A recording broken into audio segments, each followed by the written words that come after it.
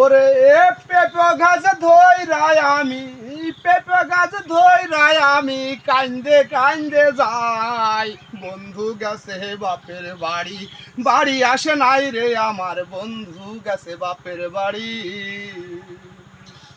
পেঁপে গাছ ধইরাই আমি কান্দা কান্দা যাই। বন্ধু গেছে বাপের বাড়ি, বাড়ি আসে নাই।